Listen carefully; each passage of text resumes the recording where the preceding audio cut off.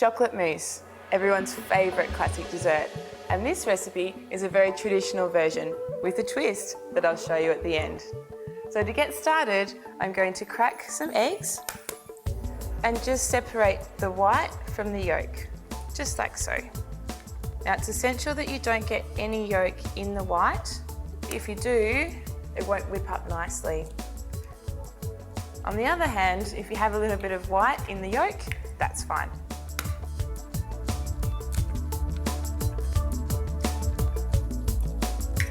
Okay, we're just going to pop down the top of the KitchenAid and just on a low speed to start with, start beating the yolks into the icing sugar.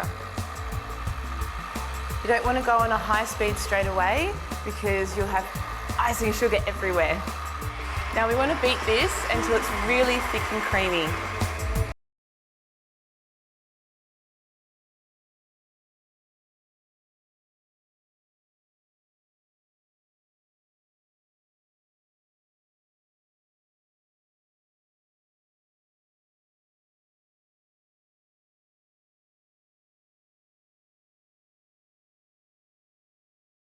And lift the lid on my mixer and then just snip just the end off with some small scissors, just like so, and before it all runs out, squeeze that into the bowl.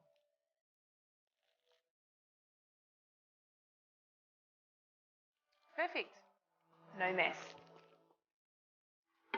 Now we'll just beat this chocolate into the egg and it'll get nice and thick and creamy. We really want to get some air into that. One great thing about chocolate mousse is aeration, aeration, aeration. Perfect. Now I'm ready to add my whipped cream. I'm just going to take about 1/3 of the cream, just like so, and just very gently whisk it into the chocolate mousse. This just loosens the mixture and prepares it for the rest of the ingredients. That's great. Now we'll add the rest of the cream. And just very, very gently folding it in the figure 8 motion. The trick to really good chocolate mousse is getting enough air in there. You want it to be really, really light and fluffy. So once we start adding the whipped cream and then the whipped egg whites, it's essential that you don't beat it anymore, because otherwise you will knock all of the air out. And now to fold through the whipped egg whites. Again, I'll just take about half of them to start with.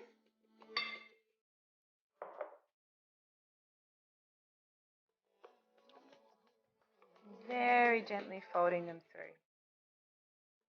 When you don't fold all the egg whites through at once, this allows the egg whites to nicely incorporate into the mixture and just to begin to break it up a little bit.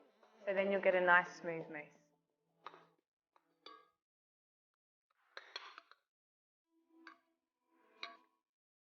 Now just to finish up, we'll make sure that there isn't any little rogue bits of egg white in there. Now I'm ready to plate up. You can plate your chocolate mousse in any vessel you like, but for today, I've used these cute little latte cups. So I'm just going to grab a ladle and very carefully,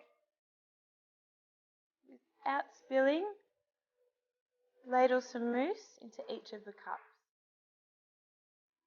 Ah, so thick and delicious.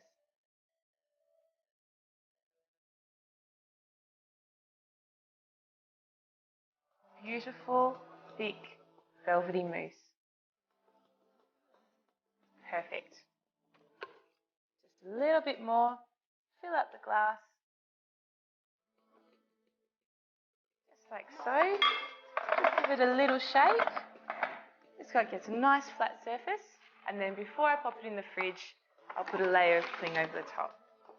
This will just protect my mousses. Seal them in nicely, and off I go. My chocolate mousse is perfectly set, and to decorate them, I'm going to sprinkle with some crushed peppermint crisp bar.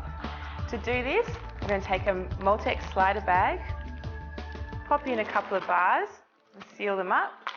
And then with a rolling pin, just bash them. Perfect. So this releases all of that beautiful emerald green colour of the peppermint crisp. It's such a traditional lolly, it's delicious. And using the slider bag, you don't actually lose any of the peppermint crisp bar. We're just going to dip in, grab some of that crushed peppermint crisp. Yum. Dark chocolate and mint mousse. It's my kryptonite.